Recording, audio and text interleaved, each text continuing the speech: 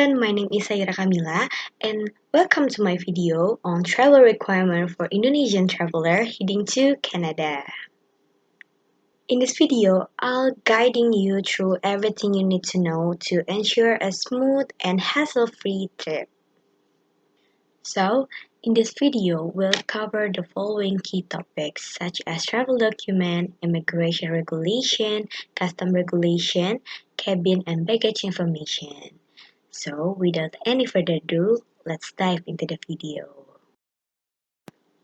Travel document. Here are several documents that you need to prepare before your departure to Canada. First thing first is passport. Your passport must be valid for the duration of your stay in Canada, and it's recommended to have at least 6 months of validity beyond your planned departure date. Next is visa. Indonesian citizen needs a visa to enter Canada. Here are the requirements and steps that you need to know about visa in Canada. First is type of visa. There is visitor visa or temporary resident visa for tourism, visiting family or friends, or attending business meetings and valid for up to 6 months. Next, there is study permit.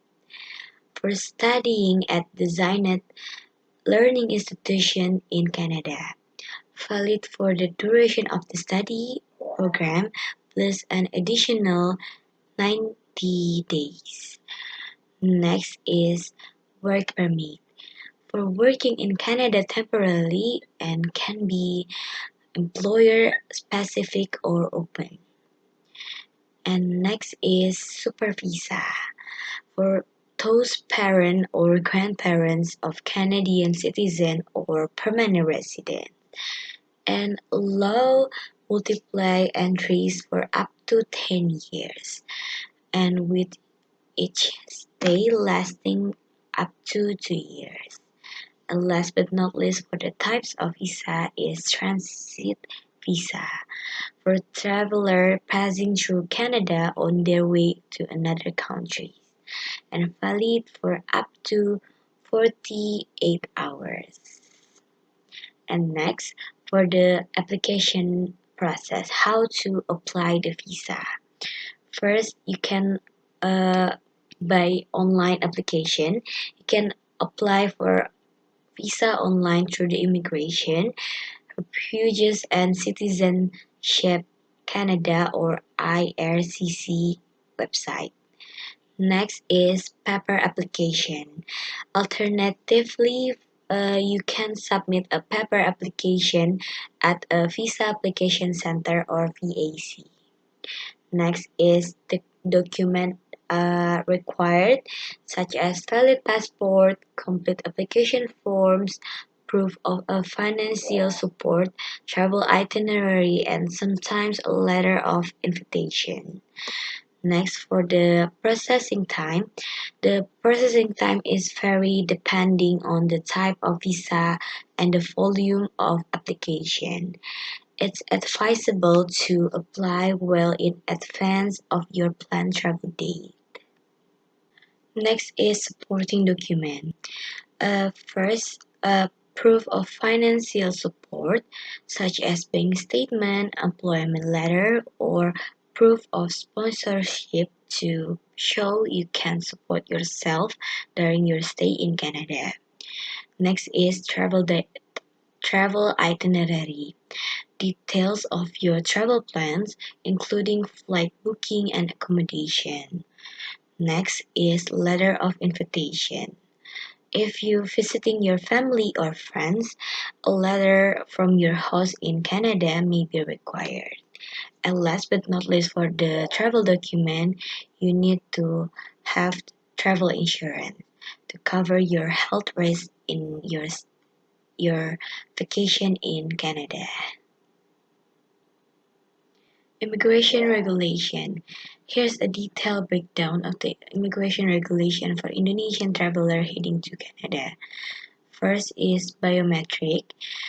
Most visa applicants, including those from Indonesia, need to provide biometrics such as fingerprint and a photo as a part of the visa application process. After submitting your visa application, you will receive instruction on where to go to provide your biometric. This is usually done at a visa application center or VAC or an application supercenter or ISC. Next is entry requirement. Um, Upon arrival in Canada, you will be interviewed by a border service officer, and you must be prepared to answer questions about the purpose or your intent of your visit and your travel plan in Canada. Custom regulation. First, declaration of goods. Upon arrival in Canada, you must declare all goods acquired outside the country, including gift purchases and items bought at duty-free shop. And you can make your declaration using a primary inspection kiosk or through the ArriveCan app up to 70 hours before your arrival. Next, personal exemption.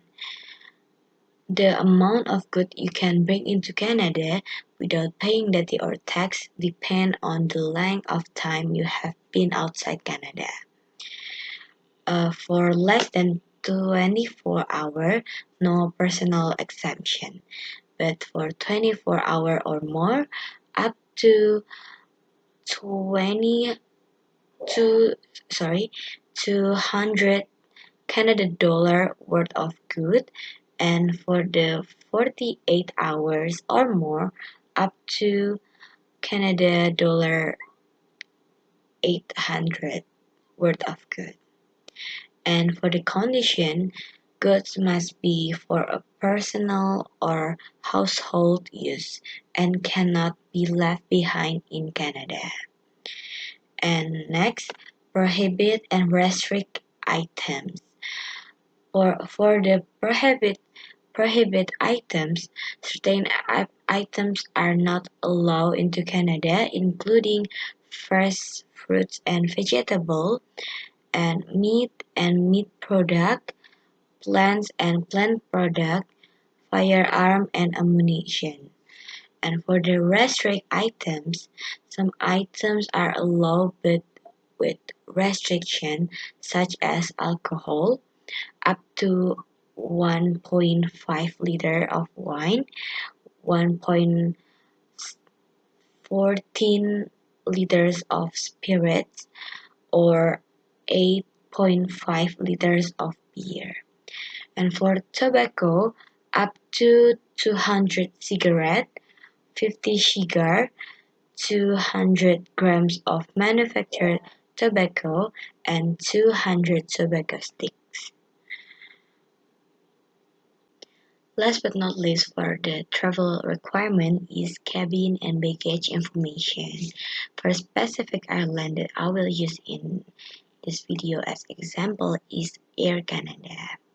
Okay, first carry-on baggage. One standard article with maximum 55 by 23 by 40 centimeters and one personal article with maximum 33 by 16 by 43 centimeters are allowed. Next is check bag. Typically, one free check bag up to 23 kilograms with additional fee for extra or overweight bag.